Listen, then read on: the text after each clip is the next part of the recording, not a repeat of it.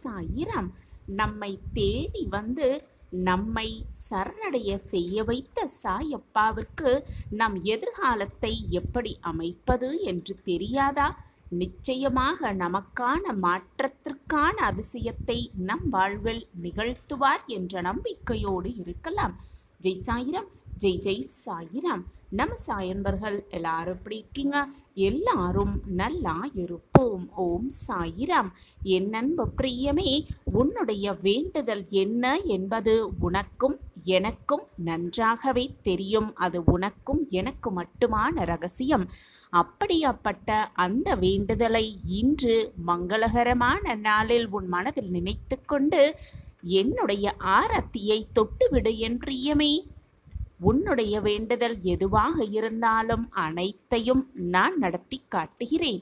அனைத்தையும் உனக்கு சாதகமாக நான் நடத்தி காட்டுகிறேன் என் பிரியமே. எதற்குமே நீ பயப்பட வேண்டாம். உனக்கு துணையாக உன்னப்பா அனைத்துமாக நான் உன் அருகில் இருக்கும் பொழுது தேவையில்லாத பயமும் குழப்பமும் உனக்கு எதற்காக? சற்று சிந்தித்துப்பார் என் பிரியமே. 8 திசையிலிருந்து உன்னை நான் பாதுகாத்து வழி நடத்தி கொண்டுதான் இருக்கிறேன். என் மீது உனக்கு நம்பிக்கை இருக்கிறது தானே? அப்படி என்றால் சந்தோஷமாக இரு. மனதை நிதானமாக வைத்துக்கொள். தீர்க்கமான எண்ணத்தோடு இரு. உன் வாழ்க்கையை மாற்றுவதற்கான அனைத்து யுத்திகளும் உன் கையில்தான் இருக்கிறது என்பதை புரிந்து நடந்து கொள்.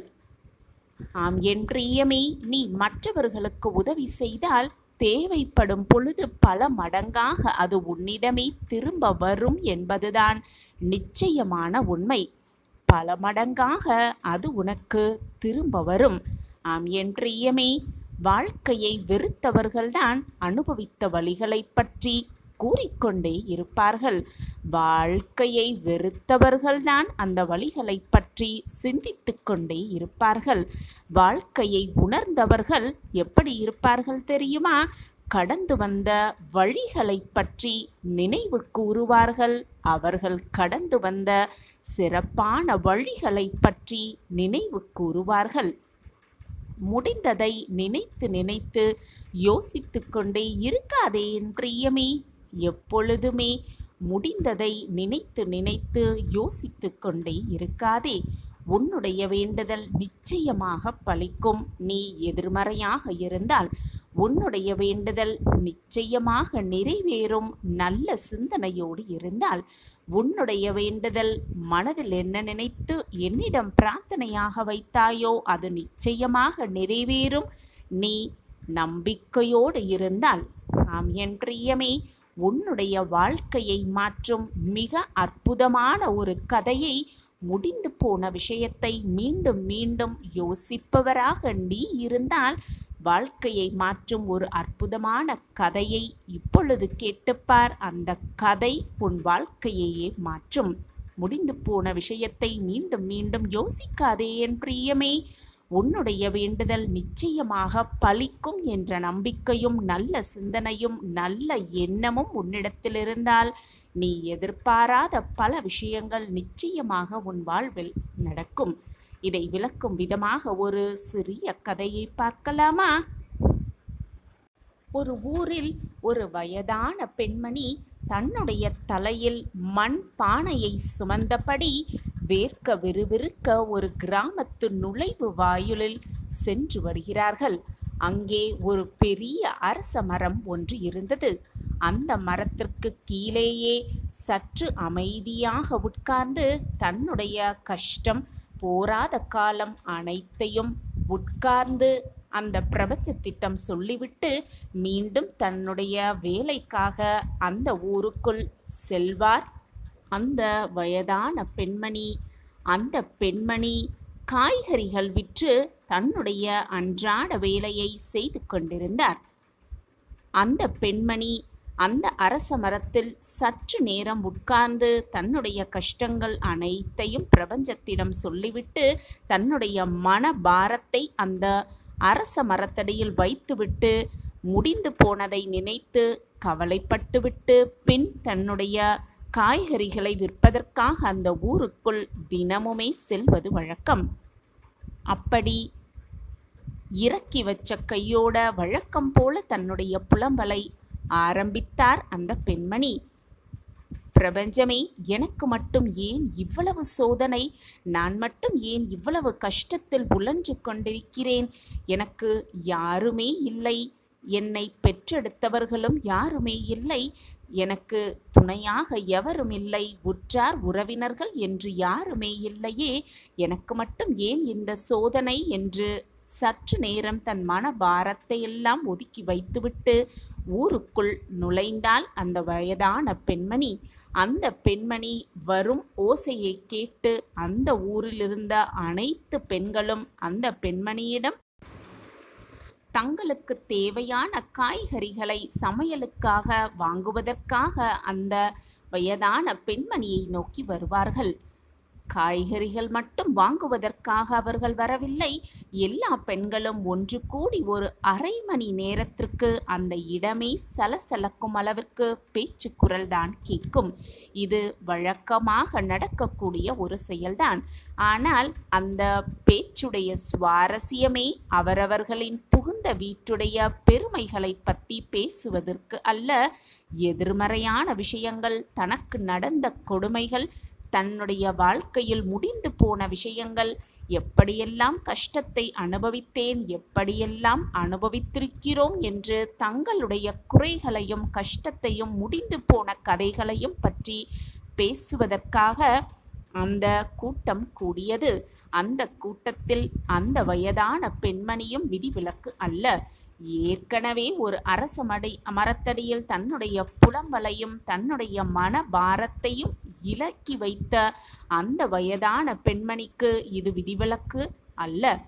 இது ஒரு நாள், 2 நாள் அல்ல, பல நாட்களாக, பல மாதங்களாக தொடரும் தொடர்கரையாக இருந்தது.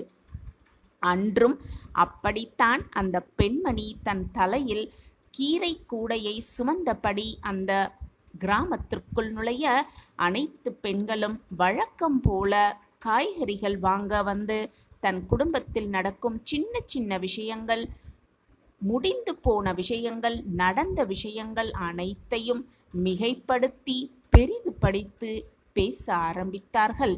அந்த நேரத்தில் அரண்மனை காவலர்கள் ஒரு சில அறிவிப்புகளை அறிவித்தபடி வந்தார்கள்.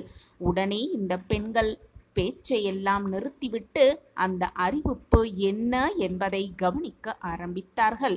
அந்த அறிவிப்பு என்ன என்று கவனித்த ஆரம்பித்த பெண்களுக்கு போட்டிகள், அந்த நாட்டின் ராஜா நடக்கவிருக்கிறார் என்ற செய்தியும் கேட்டார்கள். அந்த போட்டியில் மிக சுவாரஸ்யமாகவும் நேர்மையாகவும் பேச வேண்டும், அதுவும் புகுந்த வீட்டை பற்றி பெருமையோடு பேச வேண்டும். இந்த போட்டியோட விதிமுறையே இதுதான் என்று அறிவிப்பாளர் அறிவித்தார். அரசவைக்கு வந்து அரசர் முன்னிலையில் பேச வேண்டும். அந்த போட்டியில் யார் உண்மையாகவும் நேர்மையாகவும் புகுந்த வீட்டின் பெருமையை பற்றி பேசுகிறார்களோ அவர்களுக்கு 1000 பொற்காசுகள் பரிசாக வழங்கப்படும் என்று அறிவிப்பு வந்தது. இதை கேட்ட பெண்கள் ஒருவர் முகத்தை ஒருவர் பார்க்க ஆரம்பித்தார்கள். எல்லோருடைய மனதிற்குள்ளும் இந்த ஒரு விஷயம்தான் ஓடியது. அட, இது என்ன போட்டி? புகுந்த வீட்டில் நடக்கிற கொடுமைகளை பற்றி பேச சொன்னால் அனைவரும் பக்கம் பக்கமாக பேசி அனைவருமே பரிசு தொகையை அள்ளிவிடலாமே.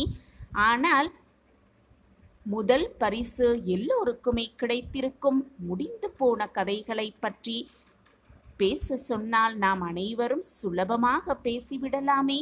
நினைத்ததை, முடிந்ததை நினைத்து நினைத்து நாம் வருந்துவதுதானே நம்முடைய வேலை. அதெல்லாம் விட்டுவிட்டு இப்படி ஒரு தலைப்பை கொடுத்திருக்கிறார்களே என்று எல்லோரும் யோசிக்க ஆரம்பித்தார்கள். ஆனாலும் பரிசு தொகை 1000 பொற்காசுகளாச்சே, அதற்காவது தன்னுடைய புகுந்த வீட்டு பெருமைகளை பற்றி கொஞ்சம் கொஞ்சமாக யோசிக்க ஆரம்பித்தார்கள் ஒவ்வொருவரும்.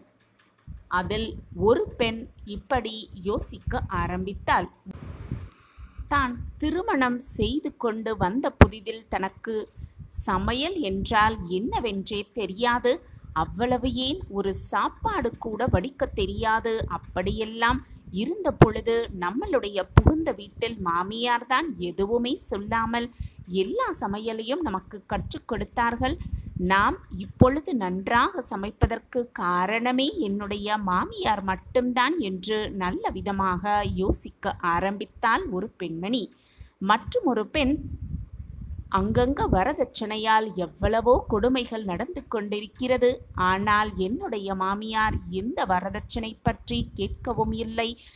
இப்பொழுது வரைக்கும் நான் என்ன கொண்டு வந்தேன் என்ற கேள்வியும் எடுத்ததே இல்லையே என்று நேர்மறையாக சிந்திக்க ஆரம்பித்தாள் மற்றும் ஒரு பெண். இப்படியே பல பெண்கள் தன்னுடைய வாழ்வில் தன்னுடைய முடிந்து போன காலத்தில் என்னென்ன நல்ல நல்ல விஷயங்கள் நடந்தது என்பதை நேர்மறையாகவும் சந்தோஷமாகவும் சிந்திக்க ஆரம்பித்தார்கள். இப்படியே நாட்கள் போய்கொண்டே இருந்தது. போட்டிக்கு அறிவிப்புக்கான தேதியும் வந்தது. எல்லோருமே தங்களுடைய முடிந்து போன கதைகளை நினைத்து நினைத்து எதிர்மறையாக பேசாமல் நேர்மறையாக பேசுவதற்கு தங்களை தயார்படுத்தி கொண்டார்கள் ஒவ்வொரு பெண்களுமே. இப்படியே அந்த கிராமத்தில் இருக்க ஒவ்வொரு பெண்களும் தன்னுடைய வீட்டில் இருக்கும் பெருமைகளை பற்றி ஒன்று ஒன்றாக யோசித்து அதற்காக தங்களை தயார் பண்ணவும் செய்தார்கள். அதே போல அன்றைய நாளும் அந்த வயதான பெண்மணி காய்கறிகள் விற்பதற்காக அந்த மரத்தடிக்கு வந்தார்கள். கிராமத்து பெண்களும் ஒன்று கூடி வழக்கம் போல் அந்த மாநாடும் நடக்க ஆரம்பித்தது.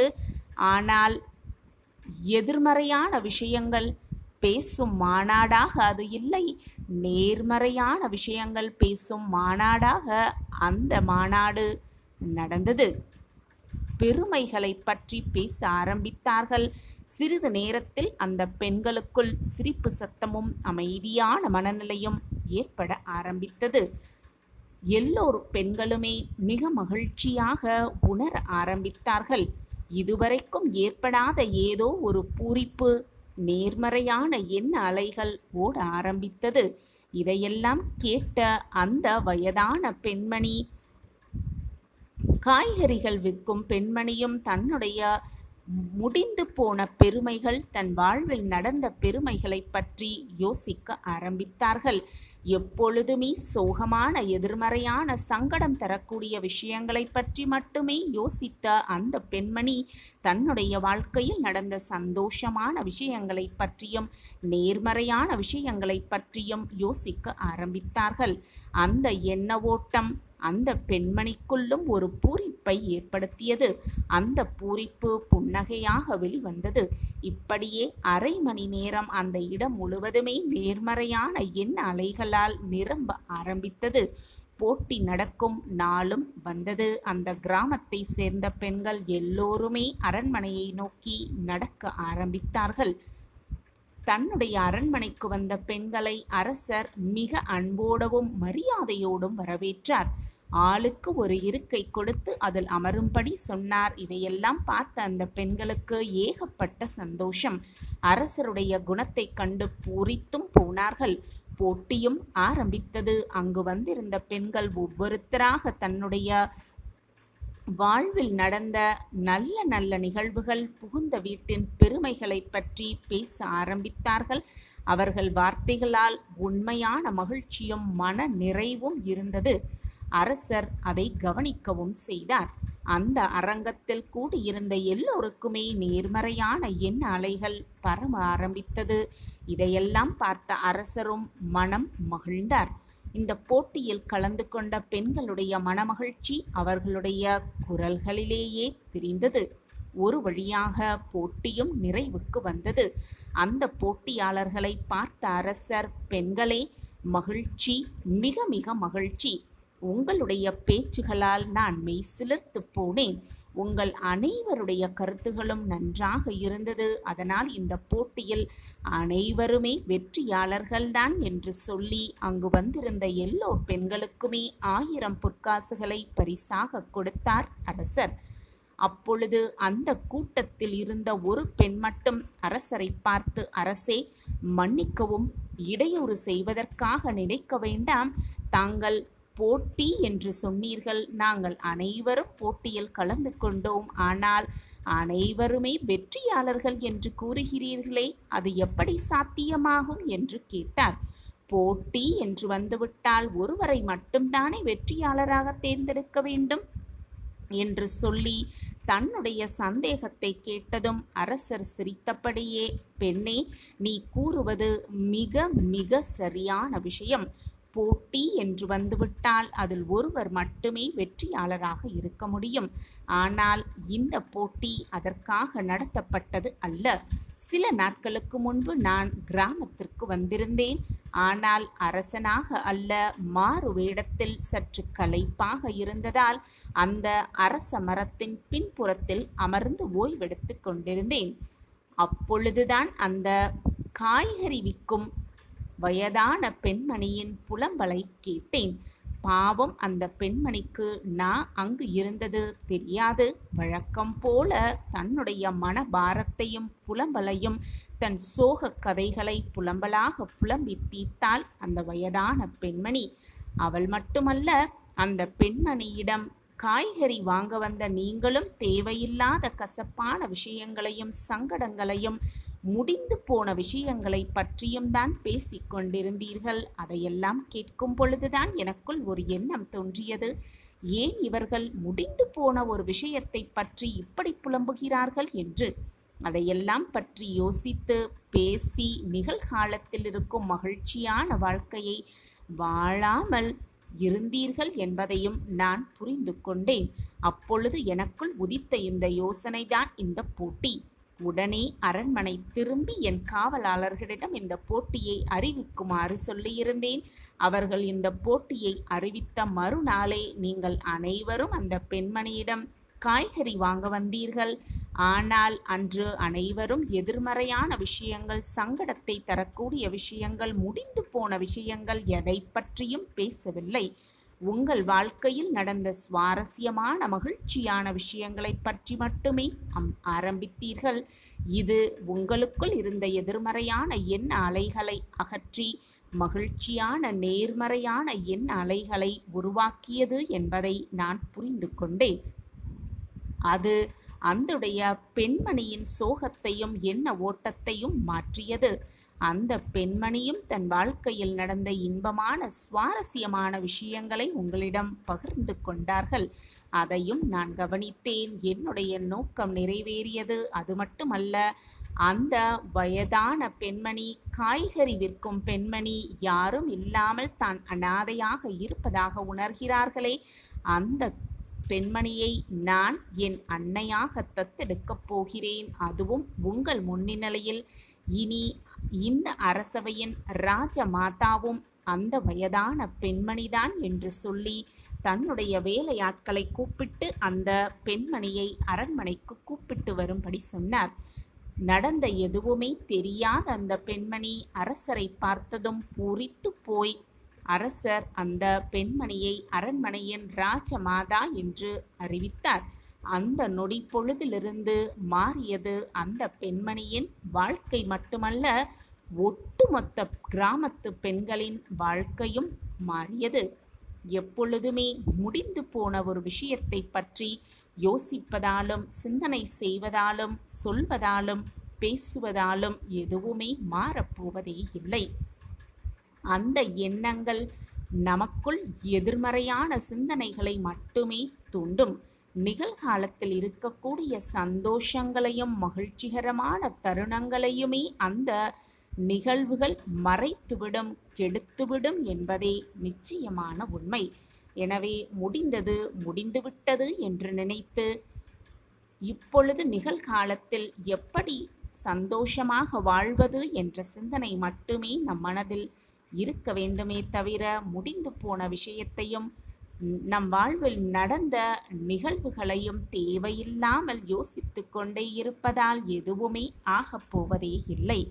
எப்பொழுதுமே நேர்மறையான சிந்தனையோடு நேர்மறையான எண்ணங்களோடு நாம் இருக்கும் எந்த ஒரு விஷயமும் நிச்சயமாக நமக்கு கெடுதலை தராது என்ற நம்பிக்கையோடு இந்த ஒரு கதையை அனைவருக்கும்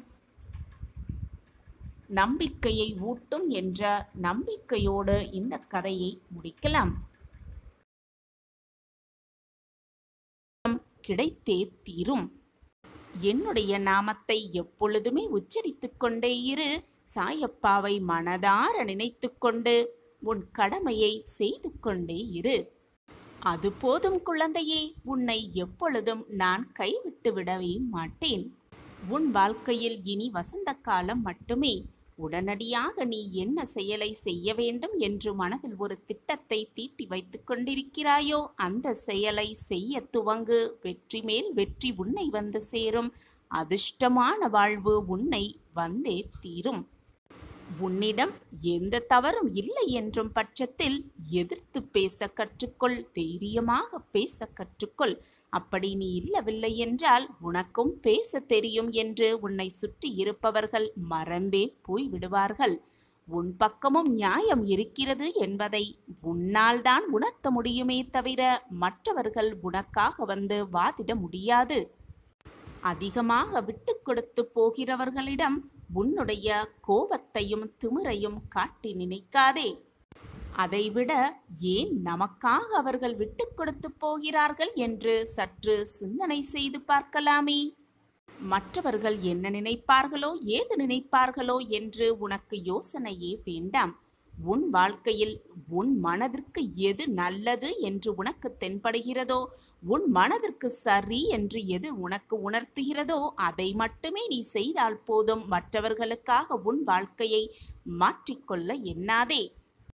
கடந்த கால சோதனைகள், கடந்த கால தோல்விகளை நினைத்து நினைத்து வருந்தாதே.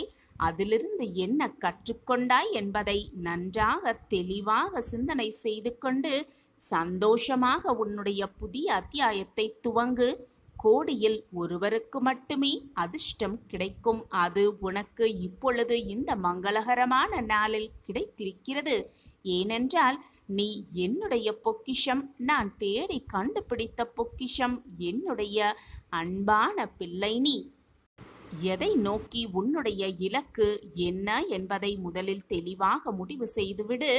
இலக்கை நிர்ணயம் செய்யாமல் நீ என்னதான் போராடினாலும் அதற்கான வெற்றி உன்னிடம் வந்து சேராது. முதலில் இலக்கை தெளிவாக மனதில் பதிய வைத்துக்கொள். எதை நோக்கி செல்கிறாய், எதற்காக செல்கிறாய் என்பதை முதலில் முடிவை எடுத்துவிட்டு உன் பயணத்தை துவங்கு. வழியில் என்ன தடைகள் வந்தாலும், என்னதான் தடங்கல்கள் வந்தாலும் எனக்கு துணையாக என் அப்பா இருக்கிறார். 8 திசையிலும் இருந்து என்னை பார்த்து கொண்டிருக்கிறார். எது நடந்தாலும் என் அப்பாவின் பார்வையில்தான் நடக்கிறது.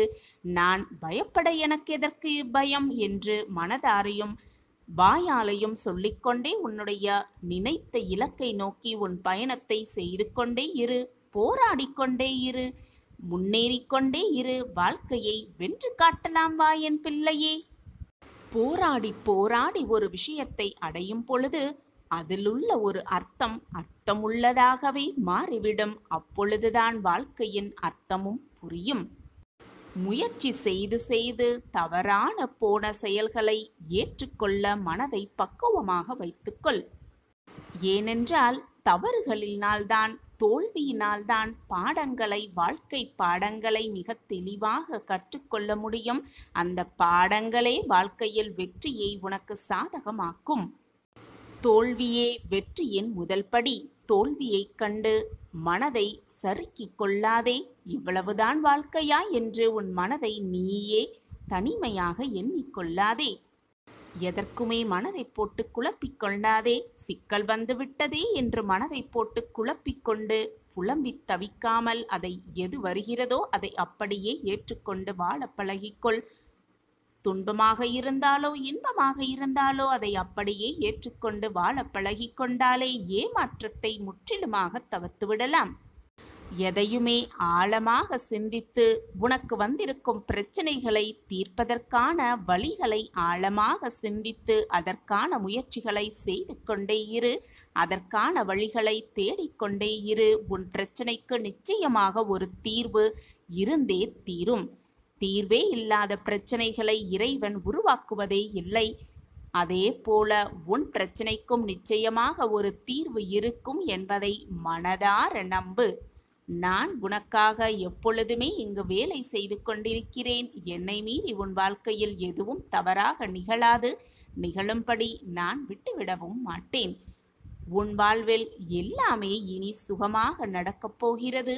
நீ கேட்டதெல்லாம் உனக்கு கிடைக்கப் போகிறது. நீ நினைத்தது எல்லாமே உனக்கு நடக்கப் போகிறது.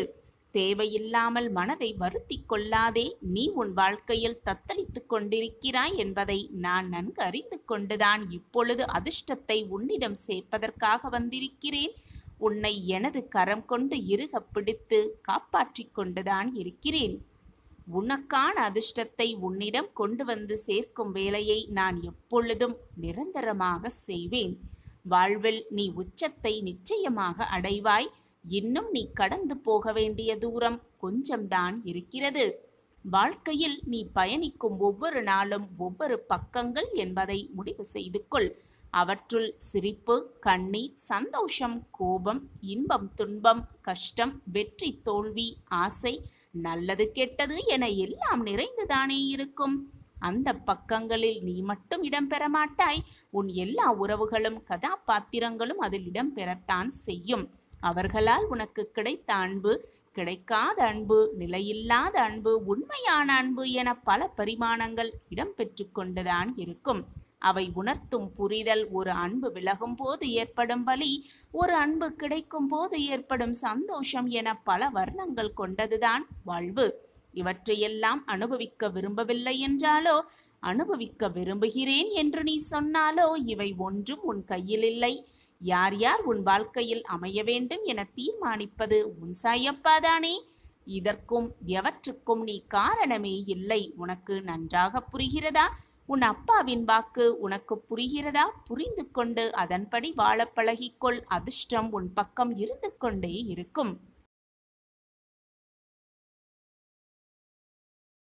நான் அமைதியாக இருந்து விடுவேனா? இதோ இப்பொழுதே ஷீரடியிலிருந்து கிளம்பி விட்டேன்.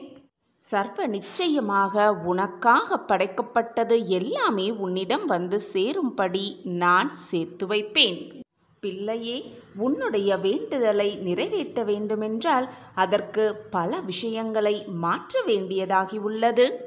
ஆனால் அதை நானே முன்னின்று செய்ய வேண்டும். என் பிள்ளையின் ஆசையை நிறைவேற்றுவதற்காக, என் பிள்ளையின் வேண்டுதலை நிறைவேற்றுவதற்காக நானே புறப்பட்டு விட்டேன். உன் வாழ்க்கையில் உன்னுடைய பிரார்த்தனையை பலிக்க வைக்க, உன்னுடைய வேண்டுதலை நிறைவேற்ற இதோ நானும் கிளம்பிவிட்டேன்.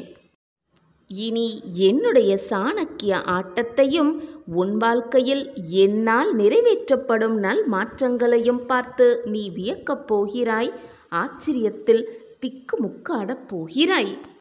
உன்னுடைய நல்ல எண்ணத்திற்காகவும் தீவிரமான நம்பிக்கைக்காகவுமே உன் அப்பா உன்னுடைய வேண்டுதல் அனைத்தையும் நிறைவேற்றி கொடுக்கப் போகிறேன். சாயிநாதரே, நான் எதிர்பார்த்தது இது நாள் வரை எனக்கு கிடைத்ததே இல்லை. நான் எதிர்பார்த்து காத்து கொண்டிருப்பது இது நாள் வரை என் வாழ்வில் நடந்ததாகவே எனக்கு தெரியவில்லை. என்னை சுற்றி இருப்பவர்கள் எல்லாருமே சந்தோஷமாகவும் நிம்மதியாகவும் வாழ்ந்து கொண்டிருக்கும் போது என் வாழ்க்கையில் மட்டும் பிரச்சனைக்கு மேல் பிரச்சனை. ஒரு பிரச்சனை முடிந்தால் அடுத்த பிரச்சனை தானாகவே வந்துவிடுகிறது. அந்த பிரச்சனைக்கான என்ன தீர்வு என்று நான் சிந்தனை செய்யும் பொழுதே அடுத்த பிரச்சனை என் வாழ்க்கையில் நுழைந்து விடுகிறது. ஏன் என் வாழ்க்கையில் மட்டும் இத்தனை போராட்டங்கள்? நான் செய்த கர்மாவின் படிதான், எவருக்குமே பாவ புண்ணியத்தின் படிதான் இன்பமும் துன்பமும் மாறிக்கொண்டு வந்து கொண்டேதான் இருக்கும் என்று கூறிக்கொண்டே இருப்பீர்களே சாயிநாதரே. அப்படியென்றால் நான் புண்ணிய காரியம் எதுவுமே செய்யவில்லையா? அதனால்தான் போராட்டத்தை மட்டுமே நான் ஏற்றுக்கொண்டிருக்கிறேனா என்று நீ கேட்கும் கேள்வி எனக்கு புரியாமல் இல்லை என் பிள்ளையே. உன் வாழ்க்கையை நன்றாக யோசித்துப்பார். சற்று உன் வாழ்க்கையின் பிற்காலத்தை சிந்தித்துப்பார். எவ்வளவு பெரிய போராட்டமாக இருந்தாலும் நிச்சயமாக அதற்கும் ஒரு தீர்வு இருக்கும். தீர்வே இல்லாத பிரச்சனையை இறைவன் உருவாக்குவதே இல்லை.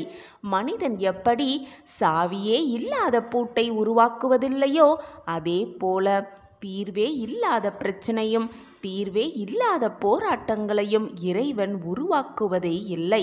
பிரச்சனை என்று ஒன்று வந்தால் தீர்வு என்று ஒன்று நிச்சயமாக இருக்கும். அதுதான் உலக நியதியும் கூட. அப்படி இருக்கும் பொழுது உன் வாழ்க்கையில் மட்டும் தீர்க்கவே முடியாத பிரச்சனை என்று ஏதாவது இருக்க முடியுமா? நீ கண்டெடுத்த பொக்கிஷம். உன் வாழ்க்கையில் அப்படி நிரந்தரமே இல்லாத, தீர்வே இல்லாத பிரச்சனையை பார்த்து கொண்டு உன் சாயப்பா அப்படியே இருந்து விடுவேன் என்று நீ நினைக்கிறாயா?